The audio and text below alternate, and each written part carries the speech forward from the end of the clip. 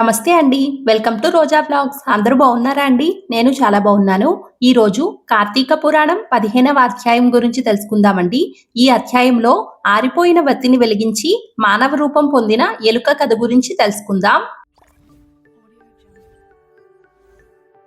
వశిష్ఠుడు జనక మహారాజుతో జనక కార్తీక మహత్యమును గురించి ఎంత వివరించినను పూర్తి కానేరదు. కాని మరి ఒక ఇతిహాసము తెలియచెప్పెదను. సావధానుడవై ఆలకింపమని ఇట్లు చెప్పెను. ఈ మాసమున హరినామ సంకీర్తనలు వినుట, శివకేశవుల వద్ద దీపారాధన చేయుట, పురాణము చదువుట, సాయంత్రము దేవతా దర్శనము చేయుట చాలా మంచిది. ఆ విధముగా చేయలేని వారు కాలసూత్రమనడి నరకమున బడి కొట్టుమిట్టాడుదురు. కార్తీక శుద్ధ ద్వాదశి దినమున మనసారా శ్రీహరిని పూజించిన వారికి అక్షయ పుణ్యము కలుగును. శ్రీమన్నారాయణుణ్ణి గంధపుష్ప అక్షంతలతో పూజించి ధూపదీప నైవేద్యములు ఇచ్చిన ఎడల విశేష ఫలము పొందగలరు. ఈ విధముగా నెల రోజుల పాటు విడువక చేసిన ఎడల అట్టివారు దేవదుందుబులు మ్రోగుచుండగా విమానమెక్కి వైకుంఠమునకు పోవుదురు. నెల రోజులు చేయలేని వారు కార్తీక శుద్ధ త్రయోదశి, చతుర్దశి, కార్తీక పౌర్ణమి రోజులందైనా నిష్ఠతో పూజలు చేసి ఆవునేతితో దీపముంచవలెను. ఈ మహా కార్తీకములో ఆవు పాలు పితికినంతసేపు మాత్రము దీపముంచిన ఎడల మరు జన్మలో బ్రాహ్మణుడుగా జన్మించును.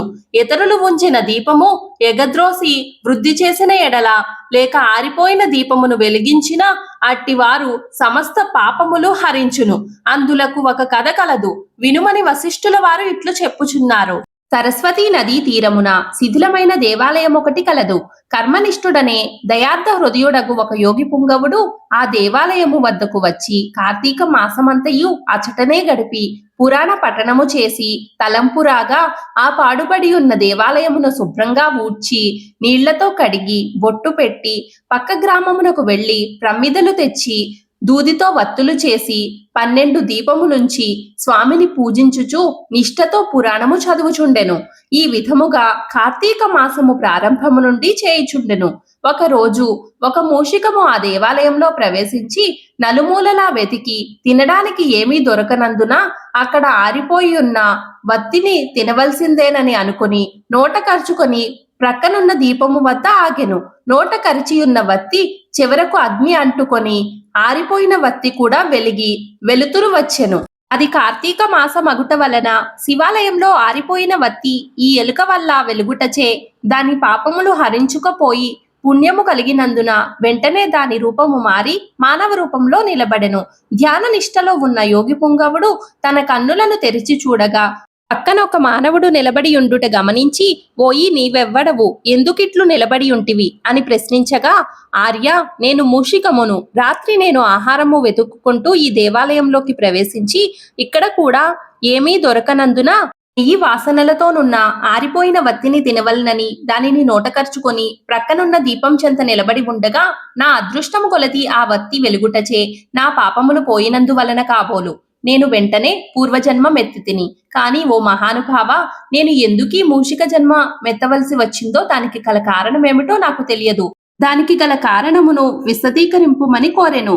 అంతటా యోగీశ్వరుడు ఆశ్చర్యపడి తన దివ్య దృష్టితో సర్వమూ తెలుసుకొని, ఓయి, క్రిందటి జన్మలో నీవు బ్రాహ్మణుడవు. నిన్ను బాహిలికుడని పిలిచేవారు. నీవు జైనమత వంశానికి చెందినవాడవు. నీ కుటుంబాన్ని పోషించుటకు వ్యవసాయము చేస్తూ ధనాసపరుడై దేవపూజలు నిత్యకర్మలు మరచి నీచుల సహవాసము వలన నిషిద్ధాన్నము తినుచు మంచివారిని యోగ్యులను నిందించుచు పరుల చెంత స్వార్థచింత గలవాడై ఆడపిల్లలను అమ్మవృద్ధి చేస్తూ దానివల్ల సంపాదించిన ధనాన్ని కూడబెట్టుచు సమస్త తినుబండారాలను కడు చౌకగా కొని తిరిగి వాటిని ఎక్కువ ధరకు అమ్మి అటులా సంపాదించిన ధనమును నీవు అనుభవించక ఇతరులకు ఇవ్వక ఆ ధనము భూస్థాపితం చేసి పిసినారివై జీవించినావు. మరణించిన తరువాత ఎలుక జన్మమెత్తి వెనుకటి జన్మ పాపములు అనుభవించుచుంటివి. నేడు భగవంతుని దగ్గర ఆరిపోయిన దీపాన్ని వెలిగించినందుకు పుణ్యాత్ముడవైతివి. దాని వలనే నీకు తిరిగి పూర్వజన్మ ప్రాప్తించినది. నీవు నీ గ్రామమునకు పోయి నీ పెరటి యందు పాతిపెట్టిన ధనమును త్రవ్వి ఆ ధనముతో దాన ధర్మాలు చేసి భగవంతుణ్ణి ప్రార్థించుకొని మోక్షము పొందుమని అతనికి నీతులు చెప్పి పంపించెను. ఇంతటితో 15వ అధ్యాయము సమాప్తము. ఈ వీడియో మీకు నచ్చినట్లయితే ప్లీజ్ ఒక లైక్ చేసి, షేర్ చేసి, సబ్స్క్రైబ్ చేసుకోండి. Thank you for watching this video.